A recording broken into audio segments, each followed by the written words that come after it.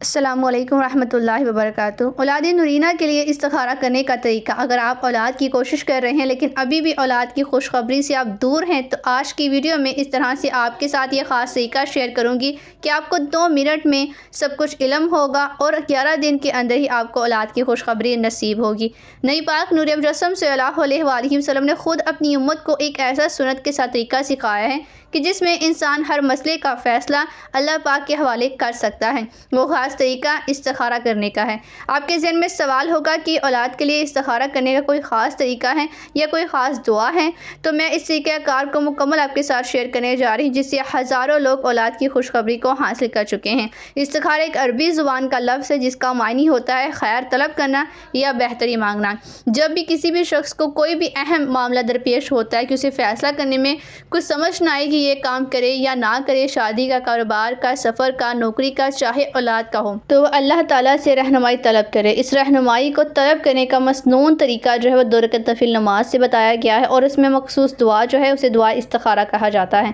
تاکہ اللہ تعالیٰ کے لیے اس انسان کے لیے وہ کام جو ہے وہ پہلو خاص اختیار کر دے جس میں اس کے لیے دنیا اور دین دونوں میں بہتری ہو۔ اس کا خلاصہ بنیادی یہ بنتا ہے کہ اپنے ہر اہم کام میں اللہ سبحانہ تعالیٰ سے خیر اور بھلائی طلب کرنا اور اسی کی پاک ذات پر بھروسہ کرنا۔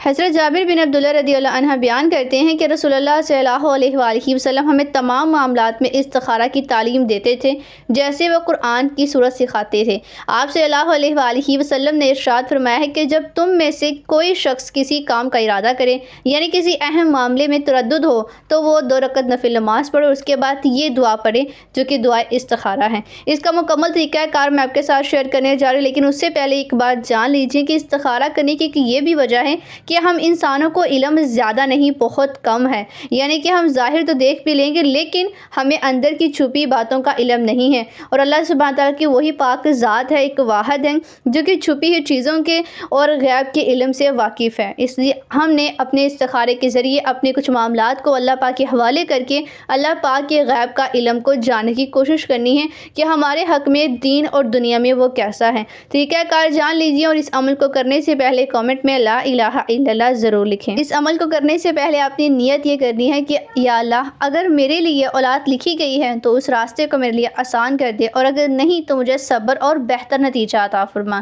آپ نے مکروہ اوقات کے علاوہ پاک ہو کر 2 رکعت نفل نماز پڑھ لینے ہیں اور اس کے بعد آپ نے دعا استخارہ پڑھنی ہے۔ دعا استخارہ جو کہ آپ اسکرین پر دیکھ رہے ہیں، آپ نے اس کو یقین کامل کے ساتھ پڑھتے جانا ہے اور آپ کا جو مقصد ہے آپ نے وہ ذہن میں رکھتے ہوئے اللہ پاک سے دعا کرنی ہے۔ جیسے آپ کا یہ عمل مکمل ہوگا آپ نے رو کے گڑ گڑا کے اللہ سبحانہ تعالیٰ کی پاک ذات سے دعائیں کرتے جانا ہے، استغفار کرتے جانا ہے، اور آپ کا استخارہ کرنے کے بعد یہ ضروری نہیں ہے کہ آپ کو خواب آئے۔ بہت سے لوگ یہ سوچتے ہیں کہ اس کے بعد خواب آئے گا، لیکن یہ ثابت نہیں ہے کہ آپ کو خواب آنا ہی ضروری ہے۔ خواب اگر ظاہر نہ بھی ہو تو تب بھی اگر وہ کام آپ کے لیے بہتر ہے تو اللہ سبحانہ تعالیٰ کی پاک ذات آپ کے اس کام میں آسانیاں پیدا فرماتا ہے، آپ کے راستوں کو آسان کر دیتا ہے، آپ کو اور بہت سے طریقوں کے ذریعے اشارے عطا فرما دیتا ہے، اور اگر آپ کو خواب بھی نصیب ہو جاتا ہے تو تب بھی بہتر ہے، لیکن یہ ضروری نہیں ہے کہ آپ کو خواب میں ہی اشارہ ملے۔ اللہ پاک اور بہت سے طریقہ کار کے مطابق آپ کو اشارے عطا کرتا ہے، آپ کو راستے دیتا ہے جس سے آپ کو یہ معلوم ہوتا ہے کہ یہ ہمارے حق میں بہتر ہے یا پھر نہیں۔